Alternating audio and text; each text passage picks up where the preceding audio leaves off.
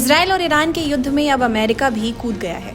Iran और Israel दोनों ही मुल्कों में लगातार सायरन बज रहे हैं। दोनों ही मुल्क एक दूसरे को निशाना बना रहे हैं। इस बीच ईरान में रह रहे भारतीय समुदाय की मदद के लिए भारत सरकार का ऑपरेशन सिंधु बड़ी राहत लेकर आया है। जंग के हालात में फंसे भारतीयों ने वतन वापसी पर मोदी सरकार का शुक्रिया अदा किया। उन्होंने ईरान में जंग के डरावने और दहशत भरे अनुभव भी सुनाए।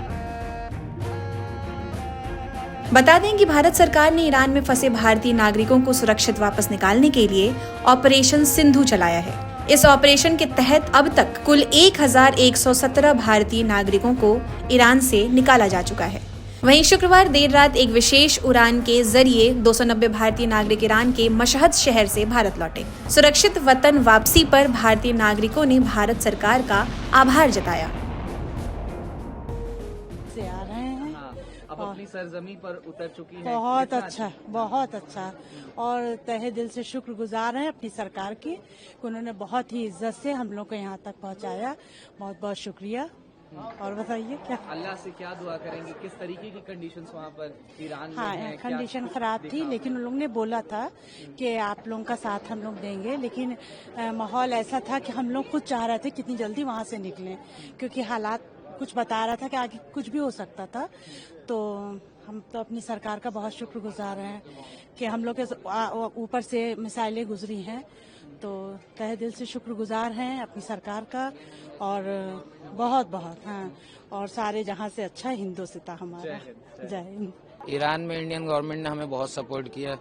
हम लोग खुम में थे, वहाँ पे अटैक हुआ। उसके बाद गवर्नमेंट हम लोग को मशहद लेके आई, 1200 किलोमीटर है, बाई रोड लेके आए।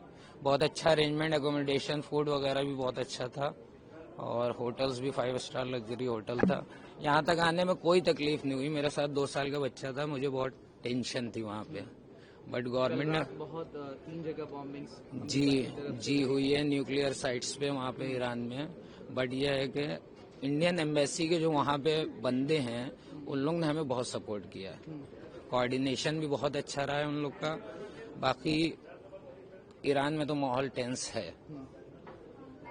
हिंदुस्तान गवर्नमेंट के तहे दिल से शुक्रगुजार हैं हम लोग। जय हिंद, जय भारत। बहुत ज़्यादा खुशी हुई। आप हिंदुस्तान गवर्नमेंट के बहुत बहुत शुक्रिया। एम्बेसी ने बहुत हम लोग का साथ दिया, हम लोग को वहाँ से निकाल लाए।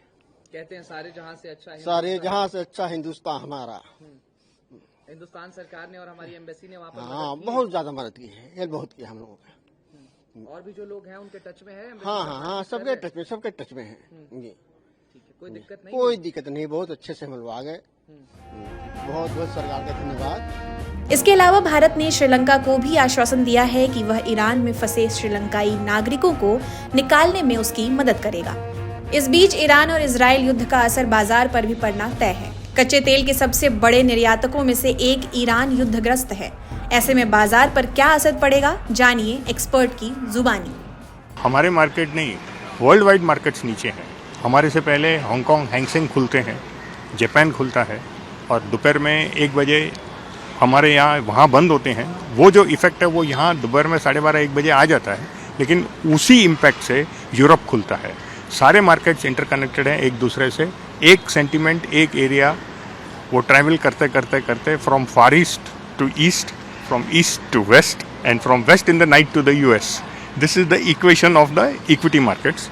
अब the situation which has arisen is US government under Mr. Donald Trump instruction has bombarded very heavily 3 nuclear sites of Iran.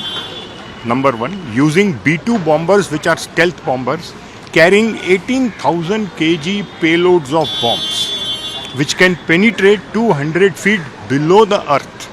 Yani कि even if there is hidden equipment in the bunkers in Iran, that has also been exploded.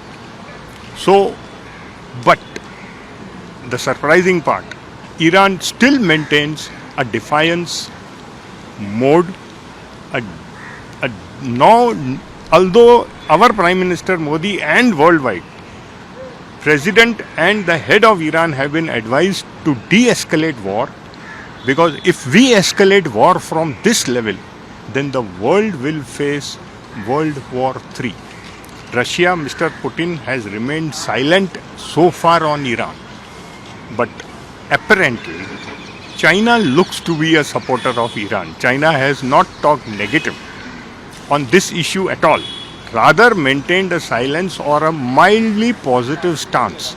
So it is very, very important, it is very, very urgent and exigency basis, de-escalation happens and a dialogue begins. Crude oil price today or morning only they were showing it has already gone up by $7 to $77. The gentleman next to me said it is now $80. And Iran has one trump card further left. It can prevent the movement of ships carrying crude oil through the Strait of Hormuz. So then ships have to divert, 25% traveling will increase. At the same time, cost will increase. But availability of crude oil from Iran itself will stop because Iran will stop supplying crude oil. If Iran stops supplying crude oil and other West Asian countries who also have, the resource of crude oil are together with Iran, if they stop, where will the energy security of the world go? बता दें Israel Iran युद्ध में America की entry हो चुकी है तो वहीं रूस ने भी मध्यस्थता करने की पेशकश की है। इन तमाम वैश्विक हालातों पर अधिक जानकारी दे रहे हैं पूर्व राजनयिक अशोक सज्जनहार। पश्चिम एशिया में स्थिति बहुत ही नाजुक बन गई है क्योंकि ये सब अब निर्भर करता है ईरान के ऊपर, जो वो उसका कैसा रिस्पांस करता है और इसके कैसा जवाब देता है। उसने कहा है जो अपने लोगों की हिफाजत करने के लिए, अपने देश की सुरक्षा के लिए, उसका टेरिटोरियल इंटेग्रिटी, सॉवरेंटी, उसको प्रोटेक्ट करने के लिए वो कुछ भी करेगा।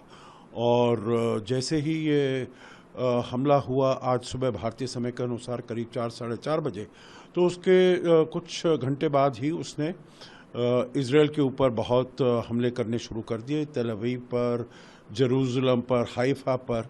परंतु अभी ये देखना होगा जो वो अमेरिका के किसी एसेट्स पर करता है हमला या नहीं, क्योंकि अगर अमेरिका के एसेट्स पर या उसके जो सैनिक हैं वहाँ पर करीब 40, 50, 60 हज़ार वहाँ पर सैनिक हैं, उनके ऊपर अगर वो हमला करता है तो वो फिर बहुत चिंता का विषय है। परंतु अभी हमने सुना है जो ईरान के विदेश मंत्री हैं वो रूस जा रहे हैं, वो राष्ट्रपति पुतिन से मिलेंगे, तो उनको शायद वो रिक्वेस्ट करेंगे जो आप इसमें बीच में पढ़कर किसी प्रकार से सुलह करवाइए और सीज फायर करवाइए। तो आगे चलते हुए तो मेरे विचार से अभी तक, क्योंकि ईरान ने कोई भी अमेरिकन एसेट्स के, मिलिट्री एसेट्स के ऊपर हमला नहीं किया है, तो मैं उम्मीद करता हूं जो आगे भी चलते हुए नहीं करेंगे और फिर बातचीत से, रूस की मध्यस्थता से, अमेरिका के साथ बात करके राष्ट्रपति पुतिन का इसका शायद कोई